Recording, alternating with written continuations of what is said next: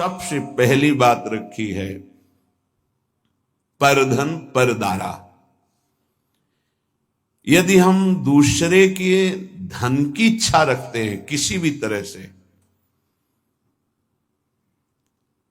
जैसे छल कपट करके कि हम तुमको अमुक अमुक सुविधा देंगे, हम तुमको अमुक पद प्रदान कर देंगे, अमुक दुख निवृत्ति कर देंगे, अमुक अनुष्ठान के द्वारा, ऐसा भागवतिक प्रलोभन देकर किसी से धन लेना, या सांसारिक किसी छल कपट के द्वारा उसके धन का अपहरण करना, तो आप धन का उधर अपहरण कर रहे हैं, आपके भागवतिक धन का अपहरण उसको जा रहा है जिसका आप धन अपहरण कर रहे हैं, अपने आप ट्रांसफर हो जाएगा। आप छल कपट करके उसका धन ले रहे हैं तो दैवी शक्ति आपके भजन तप पुण्य का फल वहां पहुंचा देगी। सिद्धांत है, बहुत घाटा हो जाएगा। आप क्या समझते हो? आपके निमित्त से जो भी कुछ हो रहा है उसमें आपका तप और भजन खर्चा होता है। इसलिए किसी भी बहाने से ये परधन का प्रतिग्रह या परधन की चोरी या परधन का अपहरण की भावना न रखे, चाहे धामवासी हो या धाम आश्रित हो। इससे आपके सीधे भजन पर फर्क कैसे नहीं पड़ेगा? भावना है, प्रिया प्रीतम साथ चल रहे हैं, सखियां सामने संगीत बजा रही हैं, तो हिसाब किताब प्रिया प्रीतम अपने पीछे उनकी सेवा में वो प्रार्थना कर रहे हैं, स्वीकृति हो रही, मेरी प्रियाजू की इच्छा, इसलिए कहीं कर्ता भाव नहीं, कहीं प्रतिग्रह का भाव नहीं, कहीं स्वीकृति भाव नहीं, कहीं अहम भाव नहीं। अब वो कृपा सीधे प्रिया प्रीतम संभालेंगे, आप वहां कहीं नहीं है। आपको लाखों प्रणाम कर रहे हैं, आपकी भावना है मेरे प्रिया प्रीतम मेरे साथ चल रहे हैं, उनको नमस्कार हो रहा है, मैं तो उनकी सेवा में चल रही हूं, खत्म। अगर मेरे को प्रणाम तो हिसाब उसका देना होगा। अगर प्रिया प्रीतम को प्रणाम हो, आप सेवा में आप केवल देख रहे हैं, वो हिसाब प्रिया प्रीतम, वो अमोघ आनंद समुद्र है। हर जीव का परम कल्याण एक निमेष मात्र में कर देने की सामर्थ्य हमारे प्रिया प्रीतम में है। निमेष कहते हैं पलक झपकने के समय को। परदार, चाहे गृहस्थ में हो, चाहे विरक्त में हो, चाहे वृंदावनवासी हो या वृंदावन के आश्रित हो, परिस्त्री के प्रति काम भाव से दर्शन करने से सारे सुकृत नष्ट हो जाते हैं। और कहीं उनके अंग प्रत्यंग का अचानक दर्शन हो जाता है तो दोबारा दृष्टि नहीं जानी चाहिए। अगर एक बार आपने देखा, दोबारा फिर काम भाव से देख लिया तो आपकी तपस्या, आपके सुकृत सब ढक जाएंगे। बाणासुर की जब भुजाओं का भगवान सुदर्शन चक्र से छेदन कर रहे थे, श्रीमद् भागवत में पढ़ लेना, तो जब देखा उनकी कुल माता आदि देवी ने कि अब किसी भी तरह भगवान का सुदर्शन चक्र छोड़ेगा नहीं बाणासुर को, तो वो दिगंबर होकर सामने खड़ी हो गई। सोई भगवान ने आंख मूंद ली और सुदर्शन चक्र को शांत कर लिया। इसमें महादेव जी की प्रेरणा थी, क्योंकि चाहते थे 4 भुजाएं तो बची रहें, 1000 भुजाओं का छेदन।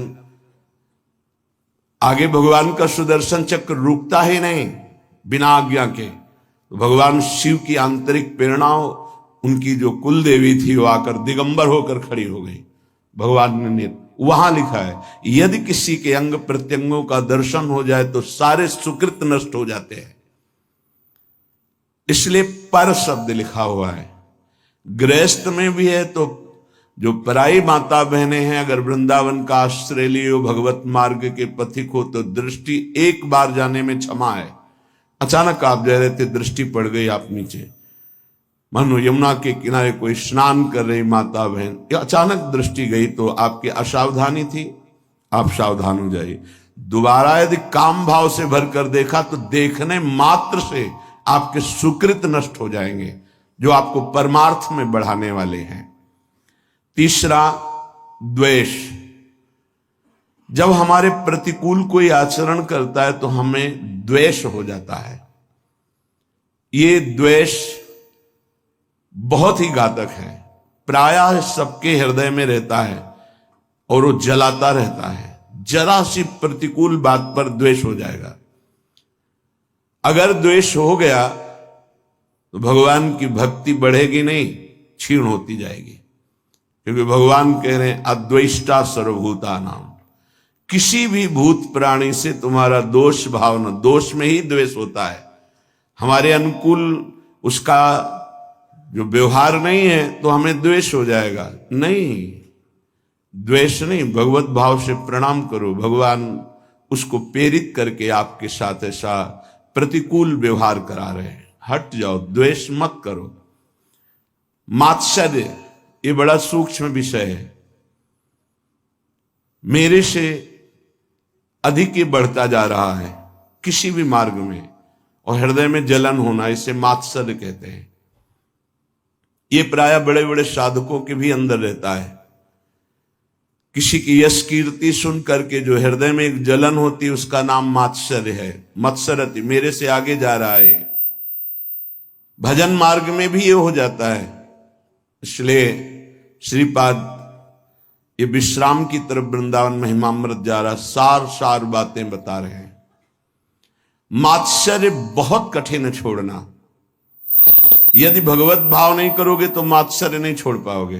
अंदर अहम रहता है, तभी मात्सर्य का प्रादुर्भाव। ये बहुत जलाता रहता है, बड़े बड़े अपराध कराता रहता है। मेरे से आगे बढ़ा जा रहा है। किसी की यश कीर्ति सुनकर, किसी की बढ़ोतरी देखकर, किसी भी तरह से किसी को सुख में देखकर हृदय जो जलता है उसे मात्सर्य कहते हैं। लोभ, हर इंद्रिय के भोग का लोभ होता है। लोभ पास जय गल न बंधाया, सो नर तुम समान रघुराया। गोस्वामी तुलसीदास जी कह रहे, जिसने लोभ रूपी फांसी में अपने गले को नहीं बंधाया वो साक्षात श्री भगवान का स्वरूप हो जाता है।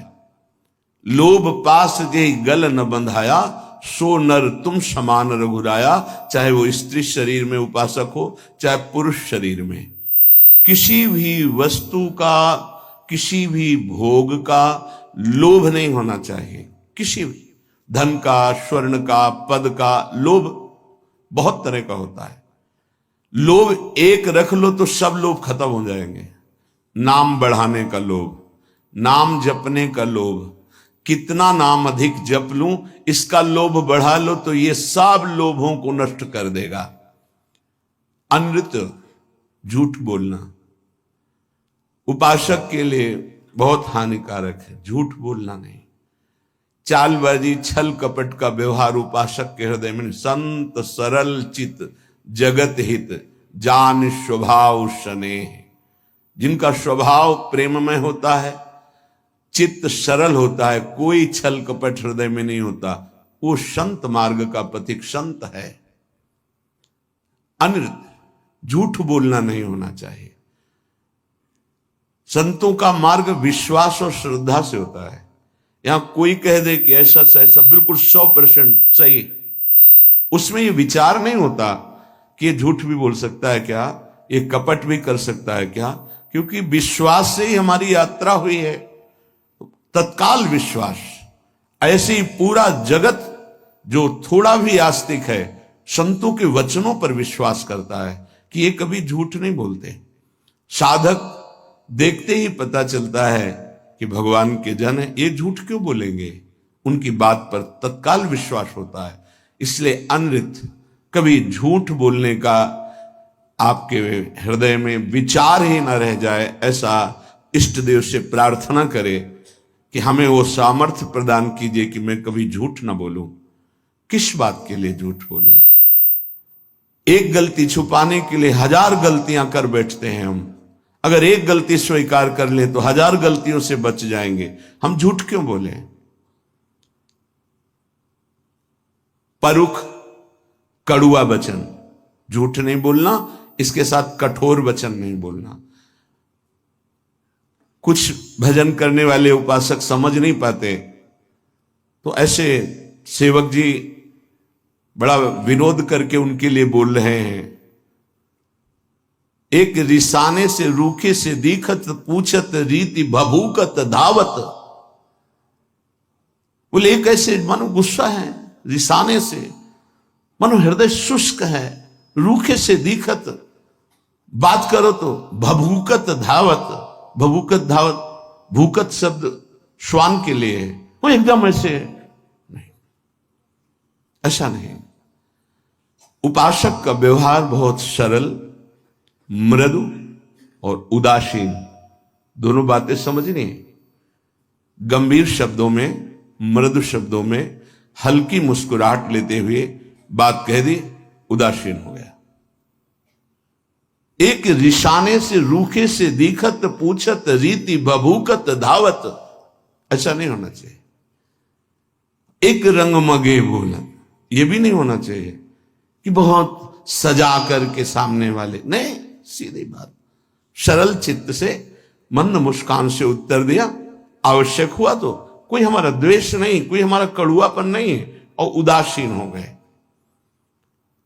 परुख वचन कबहु न कहा, कठोर वचन कभी उपासक न बोले।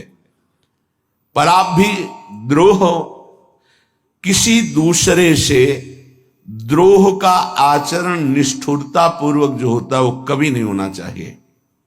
पराभित द्रोह, कठोर व्यवहार करते हुए द्रोह का आचरण नहीं करना चाहिए। हमारा व्यवहार मृदु होगा, आप हमारे साथ कठोर व्यवहार करते हो, वो आपका स्वभाव है, हम छोड़ देते हैं आराध्य देव के ऊपर। आराध्य देव का विधान है कि ये कठोर व्यवहार करेगा, मैं सहूंगा। उसके लिए क्या विधान है आराध्य देव जाने। अपने को कठोर व्यवहार नहीं करना, द्रोह नहीं करना। बहुत हृदय जलता है यदि द्रोह करोगे। कल्पनात्मक भय उत्पन्न होता रहता है द्रोह करने वाले को। कभी द्रोह करने वाला शांति से नहीं रह सकता है, इसलिए किसी से द्रोह ना करे। अपने से जो द्रोह करे उसको भी नमस्कार करे। हम द्रोह की भावना पुष्ट नहीं होने देंगे। आप अपनी तरफ से करो, हम आपको नमस्कार करेंगे। हमारा परमार्थ का मार्ग है, आप स्वार्थ में इसलिए समझ नहीं पा रहे। मिथ्याभिलापान, उपासक को व्यर्थ की बातें करने की आदत पर शासन करना चाहिए। बहुत अच्छे अच्छे उपासकों के दर्शन होते हैं, बोलते ही नहीं, ऐसा लगता है बाणी ही नहीं, सेवा में लगे, कभी कोई बातचीत नहीं। बहुत अच्छा है, जब बोले तो प्रिया प्रीतम की बात बोले, नहीं ताते मौन रहना उचित है, गुरुदास जी कह रहे हैं। तो परधन परदार द्वेष मात्सर्य लोभा अनृत परुख पराभिद्रोह मिथ्याभिलापान त्यजति, इतने दोषों का त्याग कर दे। ये वृंदावन की रहनी है, ये वृंदावन के आश्रित का आचरण है।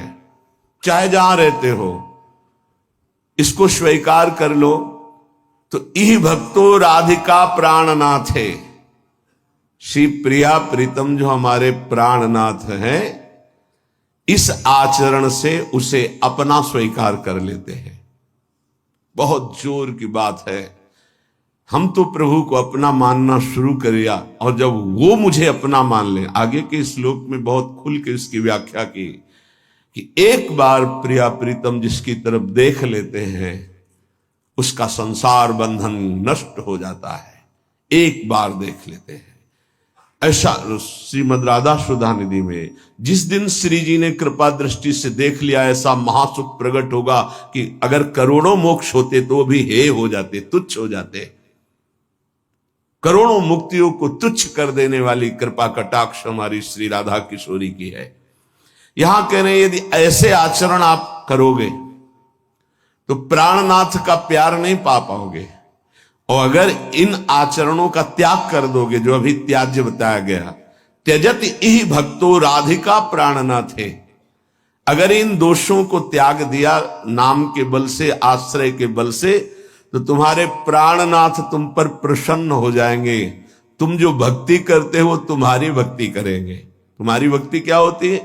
भावे मोहि जोई सोई सोई करे प्यारे। अब जो मुझे भाता है मेरे प्यारे वही करते हैं। न खलु भवती बंध्या तस्य वृंदावन आशा, उसकी कभी वृंदावन की आशा और वृंदावन का फल कभी नहीं छूटेगा। वृंदावन का फल प्रिया प्रीतम की सेवा में पहुंच जाना, वृंदावन की आशा चिदानंद वृंदावन में प्रवेश पा, ये दोनों कभी व्यर्थ नहीं जाएंगे जो ऐसी रहने से रहता है। बंध्या कहते हैं कि जो पुत्र नहीं प्रकट करती, वो आशा बंध्या है, जिसमें ये दोष है वो फल प्रकट नहीं कर पाएगी, इसलिए इन दोषों का त्याग करें। परधन का, परिस्त्री का, द्वेष का, मात्सर्य का, लोभ का, झूठ का, कठोर वचन का, दूसरे से कठोर द्रोह करने का, निष्ठुरता का और मिथ्या भाषण का जो त्याग कर देता है, प्रिया प्रीतम उसे अपना स्वीकार कर लेते हैं। निर्मर्यादाश्चर्य कारुण्य पूर्णो राधा कृष्णो पश्यतश्चेत् कदाचित्।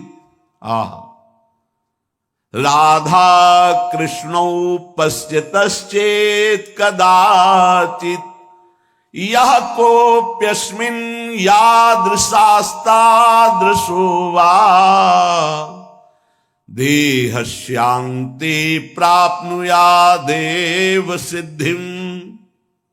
देख लो, विश्वास करो, यदि आप ऐसे चलोगे तो आपके ऊपर दोनों की दृष्टि हो जाएगी। राधा कृष्णों पश्यतश्चेत् कदाचित्, किसी समय वो आपको देख लेंगे, उनके महल में रह रहे हो, पक्का विश्वास करो। ये तो यहां तो कहा जा रहा है कदाचित किसी समय देख लेंगे, अपने को रोज देखते हैं, हम ही को नहीं, आप सबको देखते हैं, क्योंकि आप नहीं देख रहे, जब देखते हैं तो पता चलता है वो किस किस को देख रहे हैं। वो सब आप शरणागत हैं, आप सबको देखते हैं। कदा वा खेलंतो ब्रजनगर वीथीषु हृदयम हरंतो श्री राधिका मधुपति कुमारो सुकृतिना। जो हमारे नवल किशोर युगल सरकार हैं, खेलते खेलते कभी देख लेंगे और आपके चित्त का अपहरण कर लेंगे। कदावा खेलंतो ब्रजनगर बीथीषु हृदयम हरंतो श्री राधा मधुपति कुमारो सुकृतिना। अकस्मात किसी दिन दृष्टि पड़ेगी हमारे सरकार की और आपके चित्त को चुरा के निहाल कर देंगे। इस देश में रहने का यही फल मिलता है। कदा वा खेलंतो, कभी खेलते खेलते युगल सरकार, ये मेरा शरणागत है, राधा राधा पुकारता रहता है, देख लिया, निहाल कर देंगे। निर्मर्याद कारुण्य पूर्णो, कोई सीमा नहीं जिनकी करुणा की, उस करुणा से पूरित होकर राधा कृष्णों पश्यतश्चेत् कदाचित्, उसे राधा कृष्ण देख लेते हैं। किसको? जो वृंदावन का आश्रय लेकर ऐसी रहनी जो पीछे बताई गई, या वृंदावन का वास करके ऐसी रहनी से जो है हमारे प्रिया प्रीतम उससे देख लेते। अब कह रहे चाहे वो कैसा कोई भी क्यों न हो, वो देह त्याग कर प्रिया प्रीतम की सेवा में पहुंचेगा पक्का। देहस्यांते प्राप्नुयादेव सिद्धिम, वो इस परम सिद्धि को प्राप्त हो जाएगा कि प्रिया प्रीतम के समीप पहुंच जाएगा। या कोप्यस्मिन, कोई भी हो, याद शास्ता दृशोवा, वो कैसा भी हो, अगर इस रहनी से वृंदावन का आश्रय ले लिया, वृंदावन की आशा कर ली है, वृंदावन का वास कर रहा है, तो एक दिन प्रिया प्रीतम देख लेंगे, पक्का देख लेंगे। विश्वास करो, जो लिखा है हरिवंश महाप्रभु भी श्रीमद् राधा सुधा निधि में वही, और हृदय भी वही साक्षी इस बात का कि वो देख लेते हैं। और वो जब देख लेते हैं तो फिर निहाल हो जाता है जीव, एक अलवेली मस्ती आती है उसके हृदय में। इसलिए बहुत महिमामयी बात कह रहे हैं कि अभी तक तो हमने तुमसे कहा कि धर्म कर लो, आज कहता हूं अधर्म कर लो। श्रीपाद बड़ी गूढ़ भाषा में कह रहे हैं, कुरु शकल मधर्मम मुंच सर्वत स्वधर्म त्यज गुरुमपि वृंदारण्य वासानुरोधात।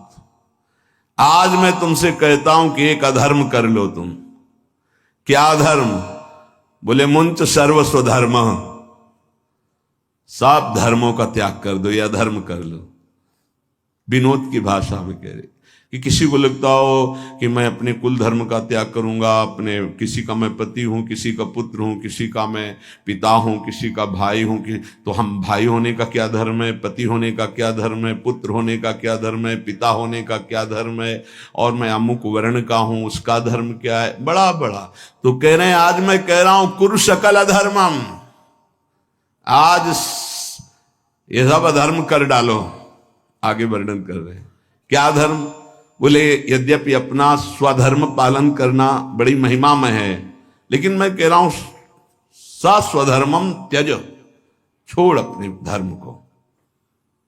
अरे बोले भगवान तो कह रहे हैं स्वधर्मो निधनो श्रेय पर धर्मो भयावह।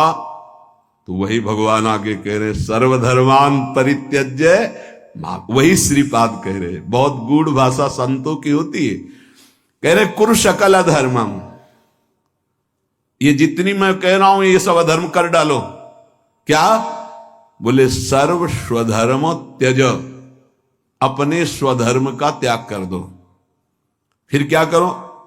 बोले गुरुमपि त्याज्य, जो गुरुजन, यहां गुरुजन का शब्द गुरु से नहीं है, पूज्य जन है, बाबा हैं, परबाबा हैं, पूज्य जन हैं, जो जिनको हम गुरुजन की तरह आदर करते हैं, बोले उनकी भी अवहेलना कर दो, नहीं सुनना। वृंदारण्य वासानुरोधात, आप वृंदावन का आश्रय, वृंदावन के वास का अनुरोध प्रिया प्रीतम से करके ये सब कुछ छोड़ दो। सातो परम धर्म, ऐसा मत सोचना कि ऐसा करने से अधर्म हो जाएगा। बोले सातो परम धर्म, परम धर्म की प्राप्ति हो। गोकर्ण जी भी अपने पिता को आदेश करते हैं, धर्मम भजस्व सततम त्यज लोक धर्मान, लोक धर्म का त्याग करके परम धर्म का भजन करो पिताश्री। कैसे करूं? सेवन सदा साधु पुरुषं जहि काम तृष्णाम, सदा संत महापुरुषों की सेवा करो कामना और तृष्णा का त्याग करके, क्योंकि संत सेवा में बाधा पहुंचा देती है कामना और तृष्णा। दोष दर्शन हो जाएगा, आपको जलन हो जाएगी, ईर्ष्या हो जाएगी। यदि कामना है, जही काम तृष्णाम, तृष्णा है, ये आपको बाधा पहुंचा देगी। नहीं तो लोक धर्म का त्याग कराकर भागवत धर्म में स्थित करने की सहज सामर्थ्य साधु समागम से प्राप्त हो जाती है। बहुत ऊंची बात कह रहे हैं। सातों परम धर्म, परम धर्म बन जाएगा। च भक्ति, परम भक्ति बन जाएगी। सा गुरुणाम सेवा, परम गुरुजनों की सेवा बन जाएगी। किल कलुष राशिर यदि वासांतराय, यदि वृंदावन धाम का तुम्हें वास मिल गया, आश्रय मिल गया, तो सबका कल्याण हो जाएगा। तुम्हारे माता पिता प्रपितामह जितने भी हैं, 14 आगे की 7 पीछे की 21 पीढ़ियां परम पद में चली जाएंगी यदि भजन परायण हो गए। पर बड़ा कठिन है, इन बातों को समझ पाना बड़ा कठिन है। भगवत प्राप्ति ही जीवन का परम लक्ष्य है। और देखो जैसा वातावरण होता है उसका प्रभाव पड़ता है।